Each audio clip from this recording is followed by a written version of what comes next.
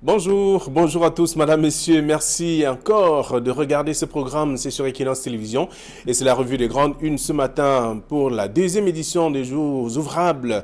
Alors, vous aurez l'occasion de parcourir la presse qui est en kiosque ce jour. Le Messager parle par exemple de Yaoundé dans le noir. Paul Biya veut éviter le chaos. C'est le grand titre du journal ce matin pour parler justement de l'incendie qui est survenu au poste source électrique de Mélène, donc du côté de Yaoundé. Le chef de l'État a instruit au ministre de l'eau et de l'énergie de résorber cette situation dans les brefs délais. C'est ce qu'on dit en page 3. Questionnement autour donc de l'efficacité de cette mesure. C'est ce que le journal nous propose ce matin. Le journal parle également de Bafoussam, un greffier accusé d'escroquerie foncière. Le commis de justice est donc accusé d'user d'un titre foncier douteux pour s'accaparer d'un espace au quartier Famla. C'est à l'ouest de Cameroun. C'est en page 10 du journal ce matin. Le journal parle également du livre Bruno Tagne fait l'autopsie du système électoral. Le journaliste, écrivain et auteur d'un ouvrage choc intitulé accordé avec fraude. C'est ce que dit le journal en page 4. Vous aurez l'occasion de parcourir aussi. D'autres informations sont contenues dans le numéro de ce matin. Le journal Ouest Echo parle donc d'Elisabeth Tamandjon, victime donc du 8.2 au Social Democratic Front. Le chairman chasse l'ancienne secrétaire générale du parti. Donc la purge concerne bien entendu plusieurs femmes, au rang desquelles l'épouse de Étienne Sonkeng, l'ex-homme fort du Social Democratic Front à l'ouest de Cameroun. C'est ce qu'on peut découvrir dans le journal Ouest Echo de ce matin. Le journal parle également des Interpol 2019. Le ministre Njoya Zakariaou mobilise les forces vives pour le soutien à Volcan du Noun. C'est l'équipe de football de cette partie du Cameroun. C'est à lire dans le journal. Le journal a également d'autres infos parlant du SNJC Ouest. La tête de Joseph Olinga mise à prix. C'est ce que dit le journal. Vous aurez l'occasion également de parcourir le sujet dans le numéro disponible en kiosque ce matin. Et puis on va découvrir autre chose. C'est bien entendu le journal Émergence qui est en kiosque également ce matin. Le journal parle de Yaoundé dans le noir. Les administrations publiques paralysées. C'est ce que dit le journal. Dans l'enquête menée par le journal, on peut découvrir que les fonctionnaires vivent également le calvaire, mais restent bouche cousue, ne veulent pas parler de cette question.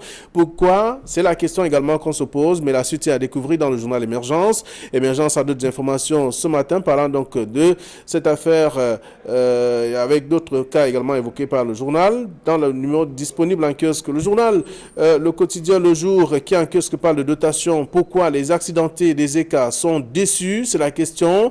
Et donc la somme de 750 millions de francs CFA offerte donc de la semaine dernière commence donc à faire entendre des voix, crée des soulèvements. On voit bien qu'il y a des réactions à tous les niveaux, surtout venant des victimes. Donc aujourd'hui, c'est à découvrir dans le même journal, le quotidien Le Jour de ce matin.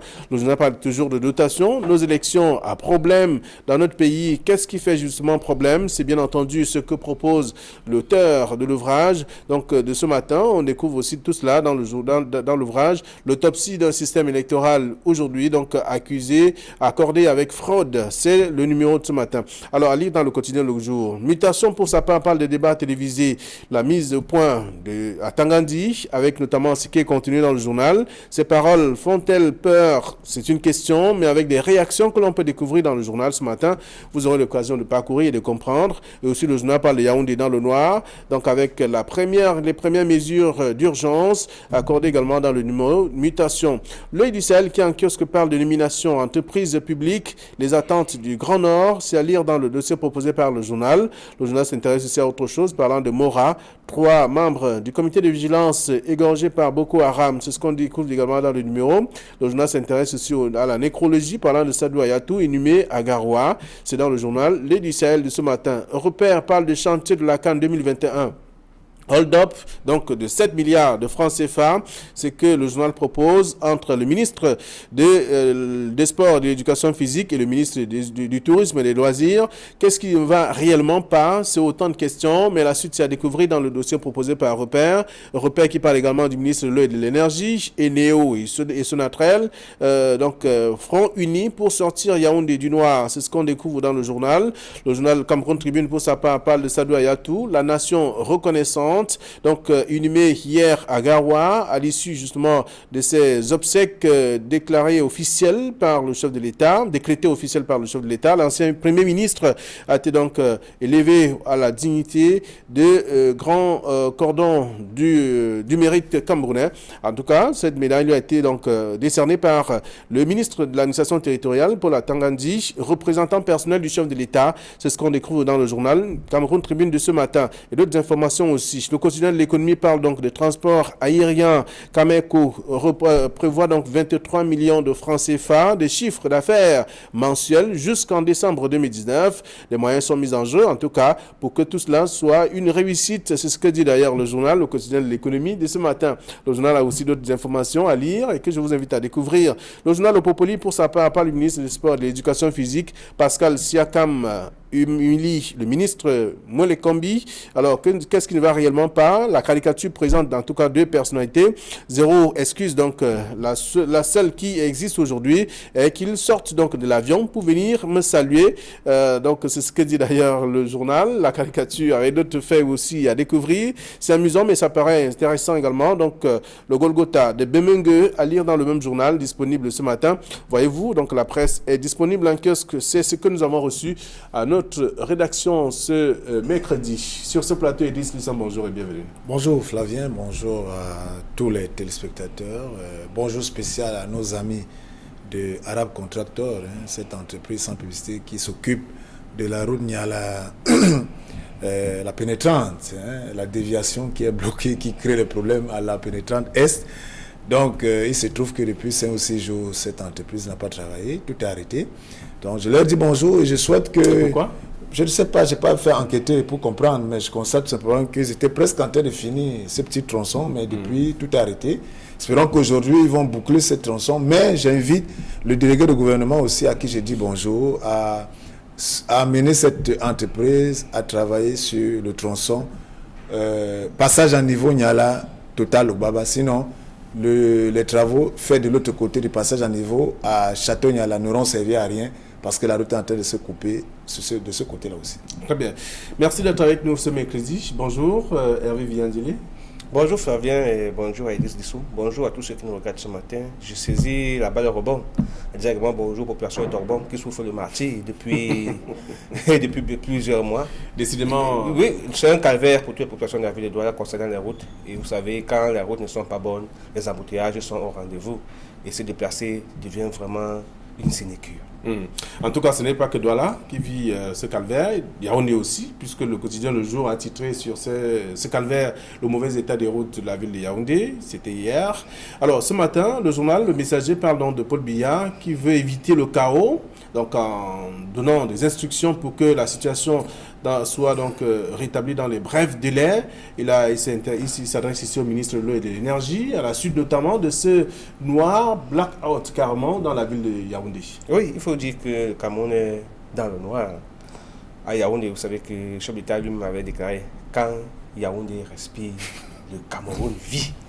Non, en ce et moment, si Yaoundé est dans le noir, ça veut dire que c'est tout le Cameroun qui est dans le noir. Une notion de parallélisme tout simplement. Et quand Yaoundé est dans le noir, il faudrait justement que des mesures soient prises parce que le chef d'État est touché au cœur, en plein cœur. Il faudrait justement que des mesures soient prises pour que la ville soit à nouveau illuminée. Et c'est ce que l'on souhaite également pour toutes les autres villes du Cameroun, que ce soit pas seulement Yaoundé, parce que les délestages sont monnaie courante dans toute la République du Cameroun. Il y a même certaines villes qui n'ont jamais connu, qui n'ont jamais vu l'électricité des yeux. C'est-à-dire que la lampe tempête, les bougies et les autres moyens pour pouvoir, n'est-ce pas, s'illuminer, pour pouvoir avoir de la lumière sont encore en train d'être expérimentés de ce côté-là. Donc, je vais vous citer 2 ou 3 localités. Il y a Bertois, il y a Minta, il y a Nanga Eboko, où la lumière est à dose homéopathique. Oui, il faut quand même dire que c'est normalement la chance d'en avoir à dose homéopathique, mais beaucoup n'en ont pas vu. Attendre encore la veille cette lumière. Vous savez, ça fait partie c'est Dieu qui a créé la terre, qui a dit que la lumière soit la lumière fut. Ils attendent encore que ce soit réel de ce côté-là. Donc ce serait heureux que Yaoundé soit éliminé parce que c'est la capitale politique du Cameroun. c'est le centre même, c'est le cœur du Cameroun. Et quand c'est dans le noir, on devrait s'inquiéter parce qu'on est certain que les choses ne marcheront pas. Surtout quand on sait que les autres régions du Cameroun sont administrées à partir de Yaoundé. Vous voyez que donc sur le plan administratif, rien ne va presque fonctionner. Les machines ne tourneront pas parce que Yaoundé est dans le noir. Donc c'est certainement l'une des bonnes mesures pour solutionner un problème qui est réel. Mais maintenant, à côté de ce pansement, moi je vais appeler ça pansement, il faut justement qu'on pense à un traitement définitif. Et c'est à ce moment comment il peut interpeller le ministre de la Recherche scientifique à ce niveau, des recherches au niveau de l'énergie. C'est vrai que le Cameroun est un pays qui est ouvert sur le soleil. On a pensé effectivement qu'on pouvait exploiter d'autres pistes de production d'énergie pour ne pas tout simplement bénéficier de l'énergie produite par l'hydroélectrique, comme Eneo le fait actuellement. On peut par exemple penser à l'énergie solaire, l'énergie éolienne. Pourquoi ne pas penser également à pouvoir développer ce type d'énergie au Cameroun pour qu'au moins il y ait cette autosuffisance en énergie. Et quand on sait qu'un pays ne peut se développer que si elle est autosuffisante sur le plan énergétique. D'accord. Alors, donc, le messager qui parle de Paul Biya qui veut éviter le chaos avec notamment ce qui est contenu à la une. On parle justement de cet incendie qui est survenu au poste source électrique de Amelen. Bien entendu, c'est un quartier de la ville de Yaoundé. Le chef d'État instruit donc au ministre de l'énergie de tout faire pour résorber cette situation. Et émergence de ce matin parle de vendredi dans le noir, de Yaoundé dans le noir, pardon, avec les administrations publiques paralysées carrément. Les fonctionnaires travaillent dans le noir pour ceux qui ont la possibilité de travailler, mais ils ne veulent pas parler de cette question. Oui, il faut dire qu'en lisant la presse, surtout le messager, et en voyant Émergence, Flavien, on constate et on découvre tout simplement que dans cette situation de crise d'électricité à Yaoundé, le chef de l'État a mis la main à la pâte, c'est-à-dire qu'il a souhaité, et en lisant l'article, on comprend et on annonce aux populations de Yaoundé que le chef, dans 7 jours, donc d'ici lundi prochain, mardi, tout va revenir en ordre parce que le chef d'État a frappé la main sur la table. Ça, c'est d'un. Donc, de deux, on retient que cette situation a paralysé les administrations publiques. Mais, Flavien, les fonctionnaires ne parlent pas. Il faut encore vérifier s'ils sont même allés au travail. Parce que je n'ai rien contre les fonctionnaires, mais vous savez que lorsqu'on commence à avoir un férié ou 2 fériés sur une semaine, vous êtes d'accord avec moi, tel qu'on connaît nos amis fonctionnaires, beaucoup sont à la maison en train de nous regarder, on leur dit bonjour en passant, mais il faut dire qu'ils ne peuvent pas parler parce qu'ils ne sont même pas au travail. C'est-à-dire que peut-être que c'est une occasion pour eux pour dire, mais si on devait travailler mardi, mercredi et vendredi, il n'y a pas de lumière, allez, ça nous fait tout bénef, on a une raison de continuer à vaquer à un congé forcé. Donc, c'est pour cela que, pour le côté émergence, quand les fonctionnaires nous disent au mot, ça c'est deux. Et de deux, les fonctionnaires camerounais, Flavien, n'ont pas eu la culture de pouvoir revendiquer, de pouvoir même se plaindre. C'est pas que c'est une bonne chose, mais c'est très mauvais parce que on a peur d'être frappé sur les doigts. Je ne sais pas si vous avez souvenance d'un article de presse ou bien d'une enquête d'un journal qui a présenté les fonctionnaires en train de demander l'amélioration des conditions de travail. Je doute fort. Ce n'est pas très souvent le cas. Donc, si pour cette absence... Seulement les enseignants, il y a les enseignants qui reviennent. Il y a les médecins, qui sont revenus. Les personnels soignants. Je parle des fonctionnaires administratifs qui sont dans les ministères et dans les bureaux. C'est-à-dire que je parle des fonctionnaires dans les bureaux. Pas des enseignants, on connaît, pas des médecins, on sait que... Voilà, des personnels. Non, mais je dis bien ceux qui sont dans nos ministères. Vous savez qu'il y a tout un quartier administratif. Et quand Émergence parle des ministères, des administrations, personne n'est très souvent... Je n'ai jamais vu des fonctionnaires là-bas demandant des meilleures conditions de travail. Et d'où le monde voit comment ils travaillent. Peut-être qu'ils s'y plaisent et ils trouvent que c'est tant mieux. Peut-être les conditions sont déjà très bien. Oui, c'est pour ça que je dis qu'ils sont à l'aise. Ouais, même peut-être dans l'absence d'électricité, c'est une bonne chose. Mais maintenant, moi, je vais tout simplement dire, par rapport à la mesure du chef de l'État, Flavien, pour finir par là, c'est que le chef de l'État, en 7 jours, et quand on lit le messager, ce matin, on nous raconte tout ce qui est en train d'être mis en place, qu'il y a les 17 cellules qui sont arrivées, on les a dédouanées rapidement et que ça va pallier à ce poste de BRGM à Mélène. Mais le problème, c'est que ça pose une autre problématique. Hervé Villa disait tantôt qu'il faut que les solutions soient durables. Mais quand on a des postes, ça c'est le poste BRGM de Mélène, Flavien. Il y a le poste de Ngousso, il y en a 3 à Yaoundé. Ça veut dire que si tous les 3 postes sont neutralisés, c'est grave. Yaoundé sera un blackout total. Et pourquoi ne pas penser rapidement maintenant, après avoir pallié à cette urgence, à trouver des mécanismes pour que demain, on ne soit plus victime de ce type de situation, au cas où ça arriverait qu'on ne soit plus dans une phase d'électricité d'un noir total. Parce que c'est ce qu'il faut retenir. Donc nous sommes dans un environnement où, si il y a un réel problème, on va se retrouver tous dans le noir. Et tel que vous suivez, à Yaoundé, là, avec les 3 postes de centrales qui distribuent l'énergie qui vient des différents barrages, c'est la même chose à Douala. Vous allez voir qu'il y a des postes qui sont... Mais est-ce que dans ces postes-là, il y a des mécanismes palliatifs au cas de panne lourde pour pouvoir subvenir au rationnement, au-delà du fait qu'on prenne dans les autres postes pour pouvoir rationner et faire le délestage. Je dis bien que ça doit attirer l'attention de nos amis de la Sonatrel pour qu'ils puissent véritablement prendre des dispositions urgentes pour que demain, on ne soit plus face à ce type de situation. Ok. Je vous ajouter, si vous permettez, Flavien, pour revenir sur les conséquences de ce DSF, comment reconnaître qu'à côté du fait que les administrations ne tournent pas, il y a que ceux qui font le petit commerce, il y a que les maisons, les frigos, tout le contenu, n'est-ce pas, des frigos, des poissons. N'oubliez pas que c'est vrai qu'on va parler d'autonomie à l'électricité, certainement pour les passionnés qui ont les moyens d'avoir des groupes électrogènes pour pouvoir venir en aide. Sauf que ceux qui n'en ont pas, vous imaginez que les foyers, avec tout ce qui est conservé au frigo, vraiment les pertes sont quand même énormes. Et nous de là, c'est que des situations comme ça, qu'on trouve des moyens pour les en éviter à l'avenir. Alors, il faut beaucoup de prudence parce que le retour de l'énergie électrique crée toujours des situations. Donc, il faut quand même... ceux qui ont laissé les appareils branchés... Il faut les débrancher. C'est même l'occasion de rappeler ce conseil de l'entreprise d'électricité qui dit toujours que après le retour de l'électricité, attendez toujours 15 minutes avant de brancher aux appareils. Oui, minimum avant de brancher aux appareils. Pour éviter les courts-circuits. Très bien. Alors, donc, le messager parle de ça. On a vu qu'il y a Yaoundé dans le noir. Et Émergence, ce matin, qui propose également, parle des administrations publiques paralysées, à cause notamment de Yaoundé qui est dans le noir. Donc, tout cela à lire dans la presse de ce matin. Le quotidien Le Jour parle de dotation. Pourquoi les accidentés des ECA sont déçus? Bon, ils sont déçus, Flavien, parce que lorsqu'on lit les réactions dans la presse depuis hier, sortant de ce long week-end, vous savez que c'est vendredi dernier qu'ils avaient été invités à la primature pour retirer les chèques. Et déjà, on sait qu'ils sont fâchés parce qu'ils savent que le chef d'État a donné 1 milliard, parce qu'il n'y a pas eu une communication au départ pour expliquer. Parce que tout ça, c'est ça le problème dans ces villages, en fait, dans ces pays, j'allais dire. Il n'y a pas eu de communication, c'est-à-dire qu'ils sortent de transparence. Ils ont l'impression que des choses se sont faites à la tête du client. C'est ça le problème, parce que quand vous voyez les témoignages, quelqu'un vous dit j'avais un voisin, un passager ensemble, ils sont tous rescapés, lui là 300 000, l'autre 400 000 et ainsi de suite. Donc en fait, on a à écouter ce qui est dans la presse et les témoignages de ces rescapés. On se dit que cela a été fait n'importe comment, comme on dit. Donc voilà,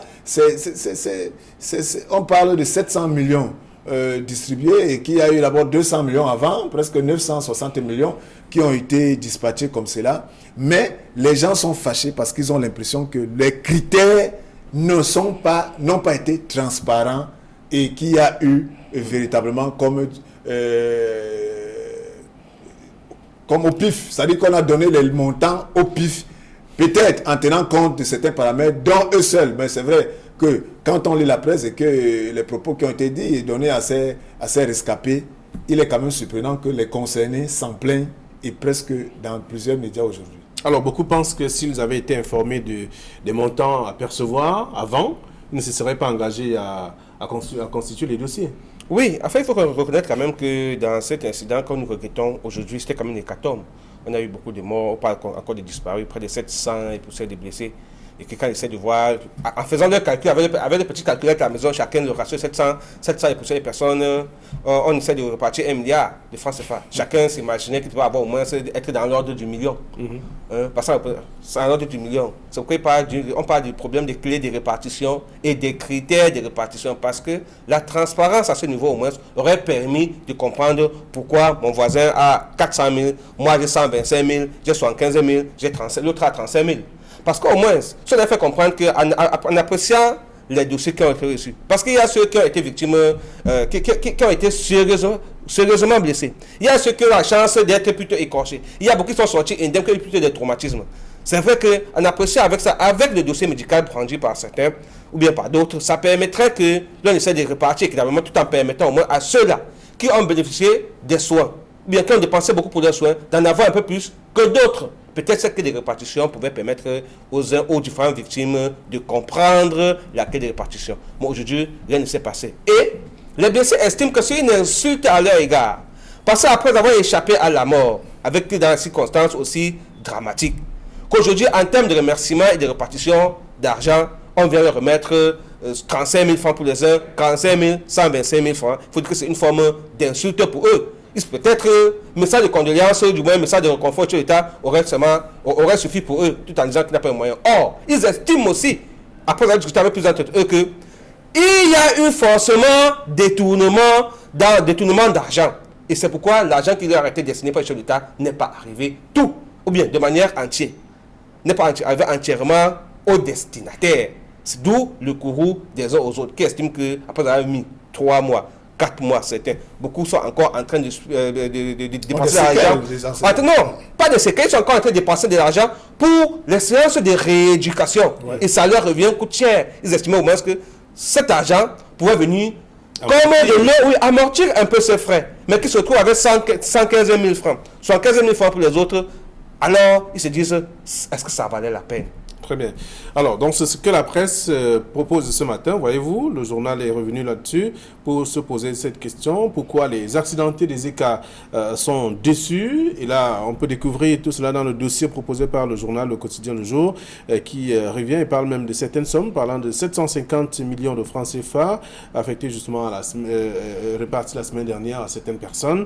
Et même s'il y avait eu d'autres répartitions auparavant, ça ne donne pas le montant d'un milliard de francs CFA à partir de ce que le journal propose. Ouais, ils ont parlé d'environ 200 millions utilisés, je ne sais pas, avant, et en ajoutant, ça fait 950 millions.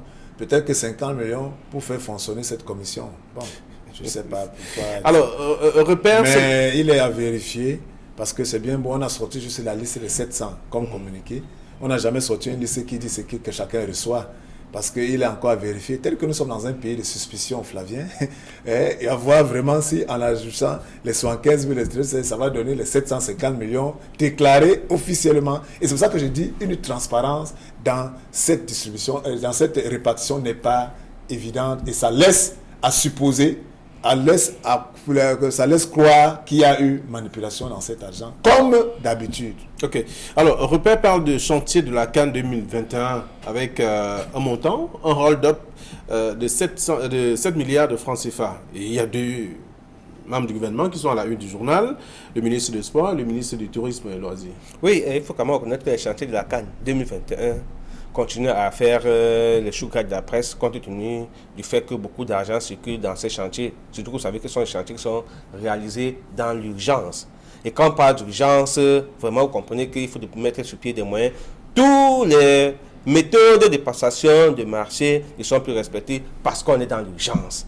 Il n'y a plus trop de réflexion, de calculer tous les montants qui vont avec. Donc du coup, on estime que entre le ministre des Sports et le ministère du Tourisme, parce que vous savez que la CAN n'est pas seulement dans les stades. La CAN également devrait bénéficier au Cameroun. Il faudrait donc effectivement revaloriser les sites touristiques du Cameroun en attendant que, en espérant que les différentes visites faites de ce côté-là pourront ramener également des devises aux pays bénéficiaires. Et donc on estime qu'il y a 7 milliards de francs CFA. Deux ministres, notamment le ministre des Sports et le ministre du Tourisme, a fait bagarre pour pouvoir acquérir, pour obtenir ce montant qui leur permettrait chacun, n'est-ce pas, de faire des réalisations. C'est vrai que du côté des sports également, pour l'organisation de tout ça, il faut quand même reconnaître qu'il est le patron du COCAN, du moins de cette commission-là, et ça fait que jusqu'à aujourd'hui, on ne sait pas si on réussit à se départager, même si l'argent reste encore dans l'air. Très bien. Alors, ça ne va pas. Il y a de l'électricité dans l'air, comme on a dit dans le journal Mutation hier. Bon, en fait, moi, je suis amusé, Flavien. Pourquoi? Parce que, vous savez, nous sommes un pays formidable où on parle toujours de milliards sans voir à quoi ressemblent ces milliards. Parce que nous sommes un pays où le scandale d'abord de la CAN 2018, on ne sait pas si ça a été... 2019, j'allais dire, on ne sait pas si ça a été liquidé, ces scandales. Donc, ça n'a pas été liquidé. Aujourd'hui, la presse relève deux pans, mais le ministère du Tourisme qui a des chantiers, vous savez qu'il y a plusieurs hôtels À construire, à rénover, qui doivent répondre au cahier de charges. Alors, vous vous souvenez très bien que ces ministères-là sont derrière comme maître d'ouvrage à soutenir ces chantiers. Alors, je n'ai pas lu le repère. Et je vois le ministère des Sports qui est aussi là indexé ce matin. Et tout. Moi, je pense que on doit sortir de cette indexation parce que ça ne va rien apporter. Puisque même si il se trouve même que les 7 milliards ont été croqués par les deux ministres qui sont là, supposons, ou bien veulent être... Okay. Qu'est-ce qui ça fera? Est-ce que ça nous pondra des hôtels de qualité bien construits? C'est ça le plus important. Est-ce que ça va nous donner des infrastructures de qualité? Est-ce que c'est ça qui permettra que les chantiers avancent? Et on est encore en 2019, aucun chantier livré. Et entre-temps, vous vous souvenez qu'en 2018, lorsqu'on a retiré la canne au Cameroun, il y a eu glissement des dates, on nous a dit, à force de communiquer et de prise de parole, que le Cameroun fera comme si c'est lui qui devait organiser la canne 2019 et que tous les chantiers devaient être livrés avant juin 2019. Mais on est en août. On est encore en train de tergiverser sur certains chantiers, sur les montants. Donc pour dire que franchement, je pense que nous sommes des blagueurs. Et des blagueurs en mondovision. Après, les gens vont se lever pour dire que c'est la presse qui fait ceci, qui ternit. Non, vraiment, je ne sais pas ça. Les faits sont têtus. On est là, on attend les hôtels, on attend que les chantiers soient livrés. On ne voit pas les chantiers, mais on parle plutôt des micmacs, des dessous, des milliards que les gens se disent. C'est inconcevable. C'est-à-dire qu'on devait être là. Et pendant ce temps, celui-là même qui doit manager cela et qui doit arrêter cette danse de petits... des gens tapis dans l'ombre qui ont mis leur mécanisme à pouvoir toujours grappiller l'argent public pour pouvoir préparer on ne sait quoi. Non, je pense qu'à un moment, il faut que ça s'arrête. Et on ne va pas accuser la presse de rendre compte, de présenter les faits sur ces chantiers de la CAN qui aujourd'hui devaient être plutôt des chantiers inaugurés, mais qui sont encore, d'autres même pas encore en début de commencement. Donc je dis, c'est très grave, Flavien. Vraiment, quand on voit ce type de repères, on n'a que ses yeux pour pleurer pour un pays qui veut être prêt en 2021. Très bien. Alors, donc, le journal Repère parle de ces chantiers de la CAN, chantier de la CAN 2021, et avec ce titre, hold-up de 7 milliards de francs CFA, c'est un problème déjà, à force d'entendre qu'il y a un montant comme celui-là, il y a déjà des affrontements. Oui, mais je disais que ce n'est qu'une continuité. Et il disposait à de savoir ce qu'on a fait des budgets débloqués en 2019 pour toujours ces mêmes chantiers en cours. Vous savez, la CAN, c'est tout un package. Tant qu'on n'a pas organisé la CAN, il sera difficile de faire le bilan. Vous comprenez, donc on a besoin de sortir suffisamment pour pouvoir réussir l'organisation de cette CAN qui semble échapper au Cameroun, qui semble nous échapper parce que quand vous écoutez les sorties du ministre des Sports algérien, vous comprenez que l'Algérie ne se peut pas pour accueillir la CAN 2021 parce que semble qu'ils ont été interpellés par la CAF dans ce sens-là. Donc ça veut dire que la CAF a été préparé un plan B au cas où le Cameroun ne respecterait pas son cahier de charges. Il y a des raisons de s'inquiéter. Alors au lieu qu'on s'inquiète, pourtant nous on pensait plutôt que à notre niveau, la sortie du ministre des Sports algérien pouvait être un déclic, une forme de pression sur l'État du Cameroun, sur le ministre des Sports, sur tous ceux-là qui ont pour mission, n'est-ce pas, d'œuvrer pour la bonne marche du chantier, pour qu'on accélère le processus et que enfin cette honte de 2019 ne soit plus au menu de la CAN 2019 au Cameroun, 2021 au Cameroun en 2021. Vous comprenez donc au lieu que des efforts soient conjugués dans ce sens-là pour nous éviter une seconde honte, qu'on soit assez disputé des milliards. C'est bien beau de disputer des milliards parce que l'argent est bien pour tout le monde, mais l'argent est encore bien quand c'est tout le monde qui s'en réjouit. Il faut noter que ce n'est pas un argent qui rentre dans leur poche, c'est un argent pour le travail. Oui, c'est vrai, mais si ce n'est que pour le travail, vous savez que si ce n'est que pour le travail, nous avons toujours dit, chez nous, à la nouvelle expression, nous pensons toujours que le travail, il y a le travail pour tout le monde. Ceux qui commencent à discuter le travail, ça veut dire que non, là, le travail n'est plus le travail au sens où il faut le faire pour la gouverne de tous, pour le bien de tous. Le travail devient, quand on commence à discuter pour un travail, ça veut dire que l'intérêt que vous avez pour ce travail n'est pas un intérêt commun. Vous avez plus d'intérêt personnel que l'intérêt public. Et à ce niveau, ça devient inquiétant. Donc, En fait, ils ne devraient pas se disputer pour ça. Parce que tout concourt pour le bien des Camerounais. Et s'il y va que, effectivement, c'est le bien des Camerounais, ils devraient plutôt s'entendre, se mettre ensemble pour voir comment exploiter de manière rationnelle ces 7 milliards pour que les Camerounais puissent en profiter. Et pour que l'image du Cameroun, qui depuis l'avènement de la CAN est salie, puisse être plutôt polie. Ça, c'est mon opinion à moi. D'accord, c'est votre opinion, de toute façon, c'est votre lecture. Alors, donc, les lecteurs vont également découvrir ce que le journal propose, repère, parlant de ces chantiers de la CAN 2021, hold-up dans de 7 milliards de francs CFA, à lire et à faire lire aussi. Alors, l'Œil du Sahel, pour sa part, parle de nomination, avec un titre, Entreprise publique, les attentes du Grand Nord. Oui, vous savez que l'Œil du Sahel nous a habitués, Flavien, très souvent à nous sortir un tableau, une cartographie sur le partage du gâteau national. Vous savez que ça, c'est une spécialité de ce journal, il faut le reconnaître, qui a toujours pris la peine de mettre un tableau et de voir toutes les entreprises publiques, les nominations, les responsabilités, et de voir qu'est-ce que chaque région, département par département, c'est-à-dire qu'au-delà même des régions, mais par département, qui est où ressortissant de quel département. Donc il faut que quand l'Œil du Sahel met cette une, c'est-à-dire qu'on constate sûrement que peut-être que dans les entreprises publiques, les ressortissants soit de la région du Nord, soit de l'extrême Nord, soit de la Damawa, ne se retrouvent pas très, peut-être en ce moment, si on fait la cartographie. Je n'ai pas lu cet article, mais à voir le titre, et sachant que l'Œil du Sahel est assez documenté dans ce sens, peut-être que aussi, est-ce, en lisant l'article, est-ce une requête de personnalités de Grand Nord qui veut se positionner?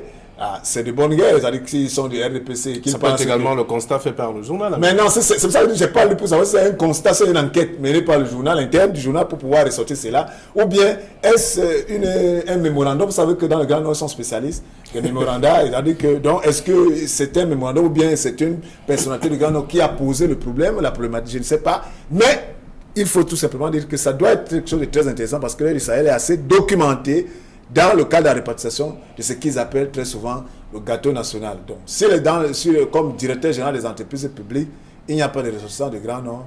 Et il faut dire, peut-être qu'on les trouve aussi souvent comme directeur général adjoint, on n'en sait rien. Bon, on va lire l'article pour bien comprendre. Voilà. Donc, le titre de ce matin, les attentes du Grand Nord parlant des entreprises publiques, renvoie forcément, ou alors, a priori, à des structures qui manquent ou qui ne voient pas la présence des ressortissants du Grand Nord. Oui, Flavien, il faut dire que il dit ça certainement déjà mentionné. Le Grand Nord voudrait bien savoir combien, en fait, l'Œil du Sahel voudrait bien poser la question de savoir combien de DG ressortissants du Grand Nord sont-ils nommés parmi ceux qui sont déjà en poste ou bien ceux qui seront nommés parce que sur les informations, il y a une vaste campagne de nomination qui arrive. Donc du coup, c'est une forme de lobbying pour moi qui interpelle ceux qui gèrent.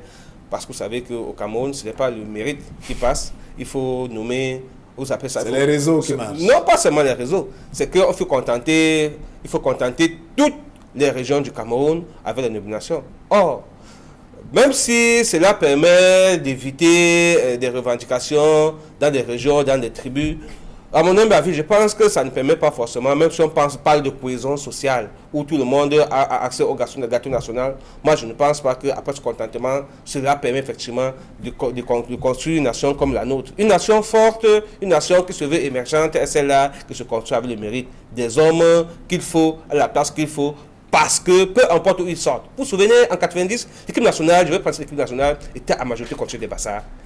On ne voyait pas l'élan tribal dans cette équipe nationale parce que ça produisait des résultats. Jusqu'à aujourd'hui, la meilleure campagne menée par l'équipe nationale du Cameroun reste l'épopée 90. C'est cité partout. Pourquoi? Parce que les hommes qui étaient à ce niveau-là étaient des gars qui travaillaient. On dit que la langue partagée, que même c'est ça qui a même fait la force des gens à l'époque, parce qu'ils parlaient le Bassa pendant qu'ils jouaient. Ça empêchait l'adversaire de comprendre la langue que disait l'adversaire. Donc du coup, il ne peut pas comprendre les stratégies. Qui vous a dit que si c'est tous les Bassards qui sont en train de gérer le Cameroun et que ça marche, on va se plaindre? On ne va jamais se plaindre. Qu'on arrête de nous tromper. Pourquoi en 90 jusqu'à aujourd'hui, on continue à parler de 90? Parce qu'on n'a plus jamais une équipe nationale comme ça là. Malgré le fait qu'on va retrouver, on va dire ok, il y a un Bamileke, il y a un Douala, il y a un Bassa, il y a un Eton, il y a ceci, il y a un Mousgoum, ça ne marche pas. Parce qu'en fait, ce n'est pas la sélection des meilleurs qui est faite. On veut contenter les tribus, les régions. Ok, nous aussi, on a un joueur équipe nationale. Nous aussi, on a un joueur ici. Nous aussi, on a un gars là-bas. Okay. Alors qu'en fait, ce n'est pas ça. On parle de cohésion nationale. Non, la cohésion nationale, la vraie, c'est le succès. La vraie cohésion nationale, c'est le progrès et c'est le travail.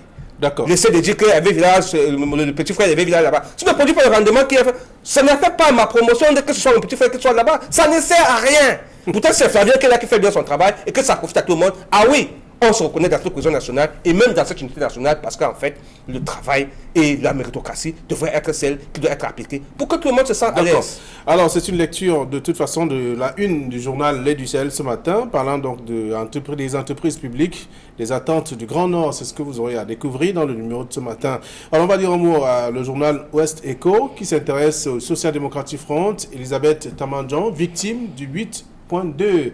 Le chairman chasse l'ancienne secrétaire générale du parti. Et il y a plus de femmes évoquées par le journal. Oui, mais non, il faut dire que ça fait partie de la vie d'un parti politique. Moi, je suis personnellement, en tant qu'observateur, toujours agréablement surpris par le fait que le SDF soit l'un des rares partis politiques de ces pays qui réunit ses dirigeants une fois par mois et qui essaie de faire le point et qui arrête des résolutions et pour que ça se suive. Donc vraiment, maintenant on peut ne pas être d'accord, chacun est libre d'être d'accord ou pas, mais un parti politique a son fonctionnement et il vit de manière normale. S'il y a des gens qui ne respectent plus la marche de ce parti et qu'il y a des articles qui sont là, qui sont appliqués, c'est vrai, ça va faire la une de la presse de chou gras, ça n'engage que ceux-là, mais pour le parti, ils ont leur objectif et ils avancent comme ils peuvent et ils font le point et ils prennent des résolutions et ils les suivent.